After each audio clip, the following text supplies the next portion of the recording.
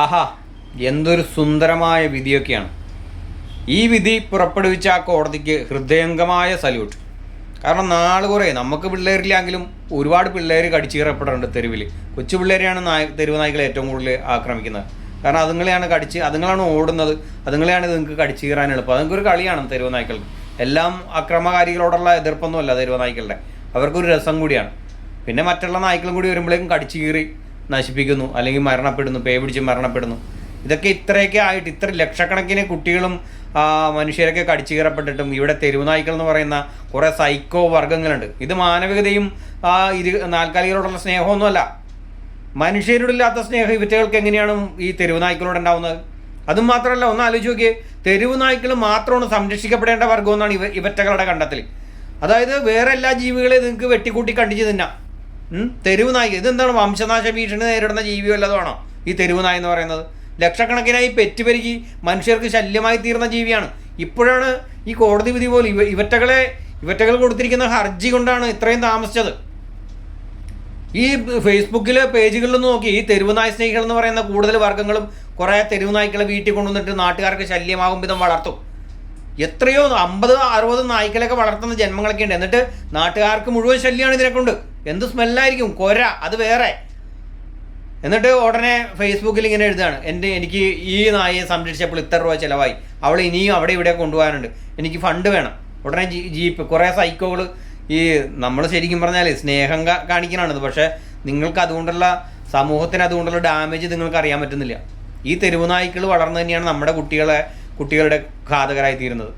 നമ്മൾ ചുമ്മാ സ്നേഹം കാണിച്ച് ഈ തെരുവിലൊക്കെ, അല്ലെങ്കിൽ നമ്മുടെ മതിലിന് പുറത്ത് തെരുവിൽ കുറച്ച് ഭക്ഷണം ഇട്ട് കൊടുക്കും. പക്ഷെ ആ ഭക്ഷണം കിട്ടാൻ തുടങ്ങുമ്പോൾ അത് നിങ്ങൾ അവിടെ തമ്പടിക്കാൻ തുടങ്ങും, അവിടെ കിടന്ന് പെറ്റ് വരും. പിന്നെ റോട്ടിൽ കൂടി പോകുന്ന പിള്ളേരും മനുഷ്യരൊക്കെയാണ് അത് അനുഭവിക്കേണ്ടത്, നിങ്ങളായിരിക്കില്ലേ. അപ്പോൾ ദയവ് ചെയ്ത് ആ പരിപാടി നടത്തുക. തെരുവ് നായ്ക്കൾ എന്ന് പറയുന്നത് തെരുവ് നായ്ക്കൾ ഈ വംശനാശ ഭീഷണി നേരിടുന്ന ഒരു പ്രത്യേക ജീവിയൊന്നുമല്ല, അത് ഉന്മൂലനം ചെയ്യപ്പെടേണ്ട ജീവി തന്നെയാണ്. ഏതെങ്കിലും അവന്മാർക്ക് പ്രത്യേകിച്ച് ഇത് ഇങ്ങനെയുള്ള വിധികൾ കാണുമ്പോൾ കഴക്കുന്നുണ്ടെങ്കിൽ നിൻ്റെയൊക്കെ വീട്ടിൽ കൊണ്ടുപോയി 1-2 വളർത്തുക. അതിൽ കൂടുതൽ ഒരെണ്ണവും വളർത്തേണ്ട ആവശ്യമില്ല നിങ്ങളുടെ ചെറിയൊരു സ്ഥലത്ത്. അല്ലാന്നുണ്ടെങ്കിൽ വല്ല കാട്ടിലൊക്കെ കൊണ്ട് കടുവൊക്കെ തിന്നാൻ കൊടുക്കും. ഇനിയിപ്പോൾ നാഗാലാൻഡിലൊക്കെ ഏറ്റ് വെച്ച് കഴിഞ്ഞാൽ നല്ലൊരു ബിസിനസ്സാണ്. അവിടെ ഈ പട്ടിയിറച്ചി എല്ലാവരും തിന്നുമെന്ന് പറഞ്ഞേക്കാം. അപ്പോൾ അതുകൊണ്ട് അമ്മാതിരി കഴപ്പൊന്നും ഒരുത്തരും വേണ്ട. ഈ ബാക്കിയുള്ള എല്ലാ ജീവികളെയും വെട്ടിക്കണ്ടിച്ച് തിന്നാം. ഈ തെരുവ് നായ്ക്കളെ മാത്രം ഇങ്ങനെ സംരക്ഷിച്ചോളാം. അതും മനുഷ്യന് ഇത്രയും ഹാനികരമായ ഒരു ജീവി. ഈ പാർട്ടി ഗുണ്ടകൾ കഴിഞ്ഞാൽ അടുത്ത ജീവി തെരുവ് നായാന്ന് എനിക്ക് തോന്നണം, മനുഷ്യരെ ആക്രമിക്കുന്നതിൽ.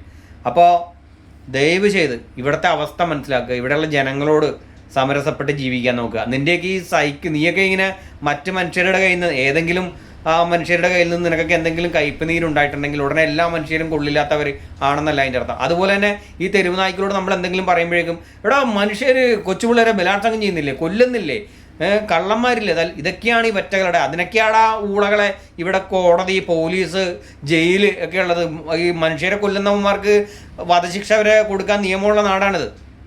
പക്ഷെ തെരുവ് നായ്ക്കളുടെ കാര്യത്തിലോ നീയൊക്കെ കൊടുത്ത ഹർജി കൊണ്ടാണ് ഇത്രയും താമസിച്ചത്.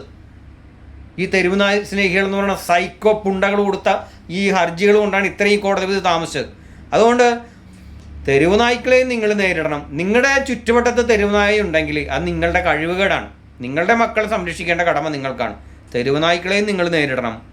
ഈ തെരുവ് നായ സ്നേഹികൾ എന്ന് പറഞ്ഞ് നടക്കുന്ന സൈക്കോ വർഗ്ഗങ്ങളില്ലേ, ആ വറ്റകളെയും നിങ്ങൾ നേരിടണം. എന്തായാലും കോടതിക്കൊരു ബിഗ് സല്യൂട്ട് ഇങ്ങനത്തെ ഒരു വിധി പുറപ്പെടുവിച്ചതിന്.